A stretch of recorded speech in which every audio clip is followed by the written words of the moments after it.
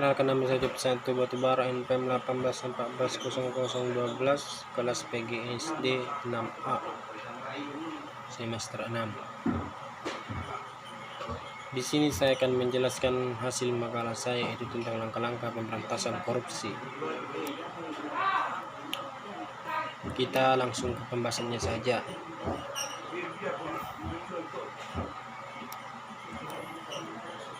Itu pembahasan. Yang pertama, pengertian korupsi. Korupsi berasal dari bahasa Latin corruption, yaitu dari kata kerja corrumpere yang bermakna busuk, rusak, menggoyahkan, memutar balik, mengoyak, serta aflah. Korupsi diartikan sebagai perilaku pejabat publik, baik politisi maupun pegawai negeri, yang secara tidak wajar dan tidak legal memperkaya diri atau memperkaya mereka yang dekat dengannya dengan menyalahgunakan publik yang dipercaya oleh mereka.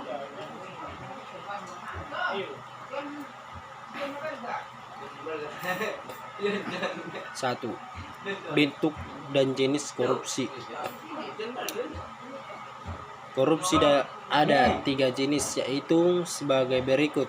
Yang pertama, penyuapan. Yang kedua, pemasaran. Yang ketiga, pencurian. Penyuapan dapat diartikan yaitu sebagai seorang pengusaha menawarkan uang atau jasa lain kepada seorang atau aparat negara untuk suatu jasa bagi pemberi uang. Dan pemasaran dapat diartikan sebagai orang yang memegang kekuasaan menuntut membayar uang atau jasa lain sebagai ganti atas imbal balik fasilitas yang diberikan. Pencurian dapat diartikan sebagai orang yang berkuasa menyalahgunakan kekuasaan dan mencuri harta rakyat langsung atau tidak langsung. Yang kedua, ciri-ciri korupsi. Yang pertama, korupsi senantiasa melibatkan lebih dari satu orang. Yang kedua, korupsi pada umumnya melibatkan keserba-hasian. Yang ketiga, korupsi melibatkan elemen kewajiban dan keuntungan timbal balik. Yang keempat, mereka yang mempraktikkan cara-cara korupsi biasanya berusaha menyelubungi perbuatan dengan berlindung di balik pembenaran hukum. Yang kelima, mereka yang terlibat korupsi adalah mereka yang menginginkan keputusan yang tegas. Yang keenam, setiap tindakan korupsi mengandung penipuan, biasanya pada badan publik atau masyarakat umum. Yang ketujuh, setiap bentuk korupsi adalah suatu pengkhianatan kepercayaan.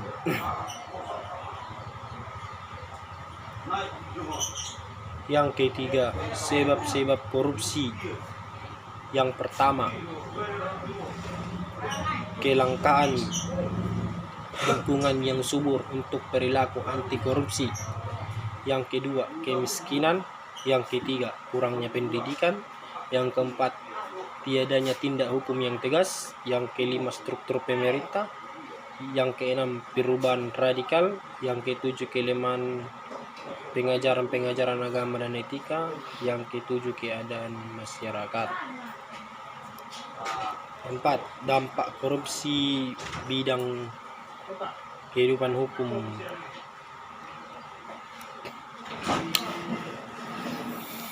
Sistem hukum tidak lagi berdasarkan pada prinsip keadilan hukum. Besarnya peluang eksekutif mencampuri badan peradilan, hilangnya kepastian hukum dan radikal keadilan masyarakat. Sistem hukum dan peradilan dapat dikendalikan dengan uang. Hilangnya perlindungan hukum terhadap rakyat, terutama rakyat miskin. Peradilan dan kepastian hukum menjadi bertele-tele karena disalahgunakan oleh aparat penegak hukum. Politik.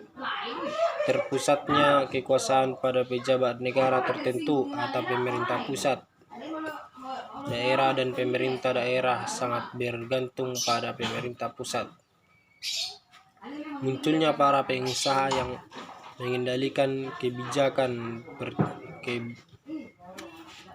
pemerintah bukan berdasarkan kemandirian, rapuhnya dasar ekonomi nasional karena pertumbuhan ekonomi bukan didasarkan pada kondisi sebenarnya.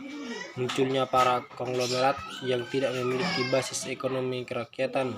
Munculnya spekulan ekonomi yang menjatuhkan ekonomi secara keseluruhan. Hilangnya nilai moralitas dalam berusaha, yakni diterapkannya sistem ekonomi kapitalis yang sangat merugikan pengusaha menengah dan kecil.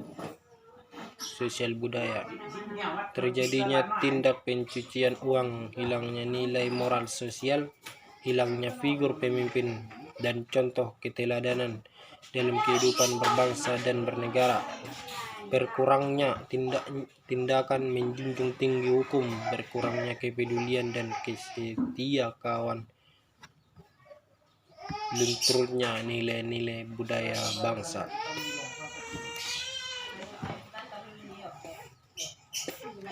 Berikutnya yaitu yang kelima, langkah-langkah pemberantasan korupsi dan upaya yang dapat dilakukan dengan langkah-langkah yang memadai. Yang pertama, pemberlakuan berbagai undang-undang yang mempersempit peluang korupsi. Yang kedua, pembentukan berbagai lembaga yang diperlakukan untuk mencegah korupsi.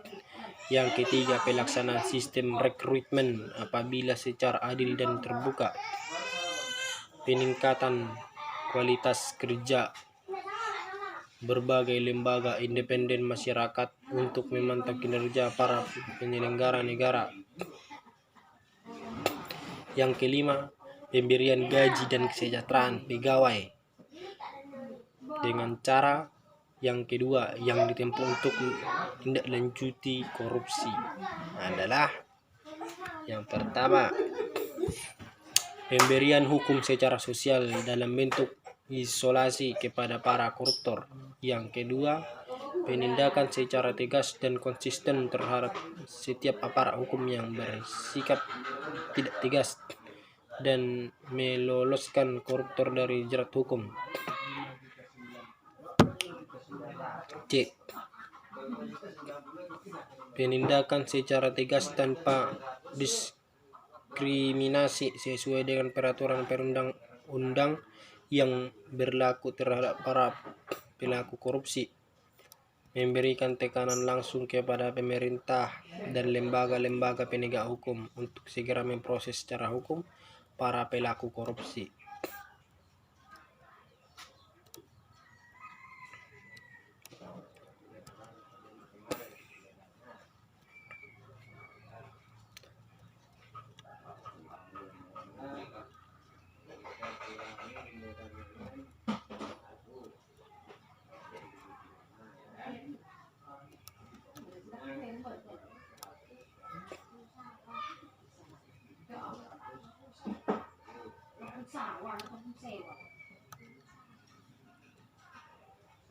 Berikut yang keenam, upaya yang dapat ditempuh dalam pemberantasan korupsi.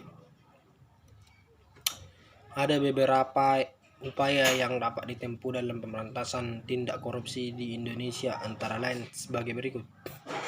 Yang pertama, upaya pencegahan atau preventif. Yang kedua, upaya penindakan atau kuratif. Yang ketiga, upaya edukasi masyarakat mahasiswa. Yang keempat, upaya edukasi LSM atau lembaga swadaya masyarakat. Upaya pencegahan preventif. A. Menanamkan semangat nasional yang positif dengan mengutamakan pengabdian pada bangsa dan negara melalui pendidikan formal, informal, dan agama.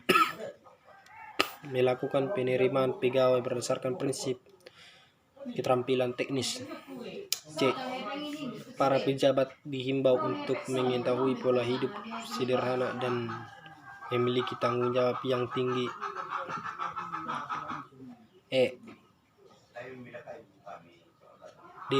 Para pegawai selalu diusahakan kesejahteraan yang memadai dan jaminan masa tua. E. Menciptakan aparatur pemerintah yang jujur dan disiplin kerja yang tinggi.